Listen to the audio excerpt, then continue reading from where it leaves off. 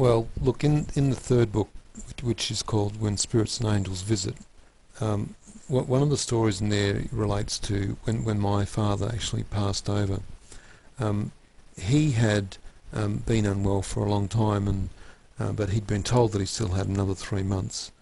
Anyway, I was at home, and I saw like a white energy floating through the room, and I knew that my father had passed over.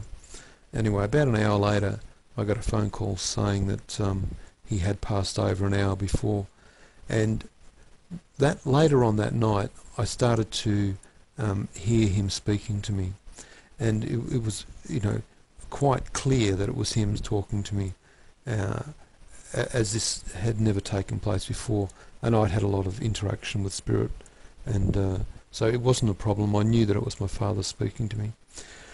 I said to him, look, I'm very tired at the moment. Are you able to communicate with me after I've had a bit of a rest? And he said that he could. And so after I'd slept, I woke up and he started speaking to me again straight away. And he started to talk about how he felt when he passed over and what happened to him the first few seconds that he had transcended from the physical to the spiritual realm. And we talked for about an hour, and then he left. He came back once or twice, and then he hasn't been back since. And that was about 3 years. It's pretty simple for me. They come when they know that we need them. They come because the energy's right, and because the connection process is right, and we're receptive. Other times, obviously, we think in our minds that we would like to have connection, but we don't get it. And just as they have free will when they're alive, they have free will when they pass over. If they choose not to connect to us, then that's their right to do that. Other times, our loved ones stay around us until we pass over ourselves. It's up to the individual who is the spirit being if they want to continue on with that contact and make it known to the point of that it's tangible, or whether they want to just to give you the general feeling or the energetic cues that we receive when we know that we have spirit with us. So there is no hard and fast rules for any of this, and once again, it's only us that wants to put everything in a proper perspective, a box, a three-dimensional understanding. Those rules, those things definitely do not apply outside of our physical processes, and unfortunately, until we understand that, we're always expecting to be contacted in exactly the same way. But quite often the connection processes that take place in realms and in areas of our understanding that we're not yet open to. I'm surprising myself here because honestly I've never read your books, and it must be spirit that's with me right now, telling me, prompting me with these particular topics at the right moment. Because we were just talking about the third book, and my sister popped into my head and that subject, and so that was interesting because honestly, but I'm almost tempted to skip a little bit further forward, because I don't know how much time you've got, but is there anything else that you want to talk about in the third book before we get on to the fourth book? No, I'm quite happy to go on to the fourth book. The fourth book is just a basic step-by-step guide for people who are looking to communicate.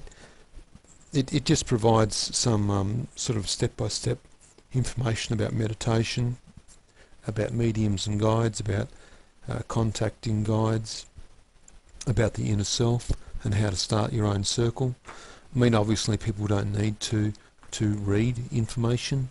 They have access to all the information that they need, but quite often it's easier to read something and then expand on that in your own knowledge. So basically the next book, it's just a very small book. It's about 60 pages, and it just generally talks about how to create connection for yourself. And at the back of the book, the guides have says as we have connected to the vibrational realms, this is of a second nature for us to be able to communicate with those realms. There are many souls who have an agreement with spirit and interdimensional energies, knowing that they are working for the greater good. This is one of comparison and elevation of self. So basically the book is fairly simple, and it's just meant as a guide to help people that are struggling a little bit, to help them on their way with that communication process. Wow. Now, there was something else I was going to ask about, because I've heard about intervention, angelic or alien intervention, under certain circumstances with individuals who are about to die, who are not supposed to die, because it would affect the timeline and the way our outcome is supposed to be. Are you aware of any of this information about where people have miraculously been saved and such like? I personally am not aware of any of those circumstances, but I have had circumstances in my own life where I've felt that it was the guidance that I was receiving that had placed me in a situation where I probably would have made a different choice, and so I see it as a different type of interaction. Of course, you know, there are many stories about interaction between energies and people, and you know, most of them are quite sound in their stories and their connection. So no, personally, I don't know of other people, but there'd be things that you could read on the internet that would be able to expand on that. Yeah, thank you very much, Paul.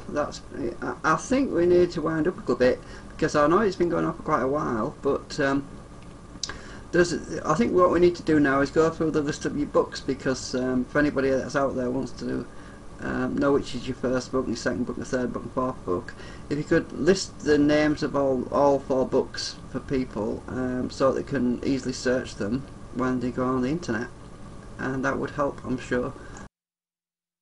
Okay, well, just to wrap up, the Alien Interaction series, there's going to be 3 of those books, because the third one's being written now. The first one's called Alien Interaction, Communication with Extraterrestrials. The next one is Alien Interaction, Next Generation. Then there's another book called When Spirits and Angels Visit. And then the last book is called Spiritual Guides, Mediums and Dimensional Energies by Paul Hamden. Wow, okay, that's brilliant, Paul. Sorry, I keep saying wow, but you just blow me away with some of this stuff that you've been talking about. It's just really amazing. Yeah, because I know we've been going up for over an hour now, and we don't want to have it too long. Besides, there's always a chance that if you want to do a future another talk at some point in the future, we could always do another one, but for the meantime I think we need to just wind up there, really. And if there's anything else that you want to give out, for example your website address or details about if people how they can contact you, you could probably pop that out there as well, and we'll obviously put up some links when we put the video up. Okay, well, we can put up links and that later on. I appreciate the time. I hope that even if people don't buy books, that what some of the things that they've heard today will help them understand that the communication process is available. There are energies that are wishing to communicate, and that there's nothing to fear.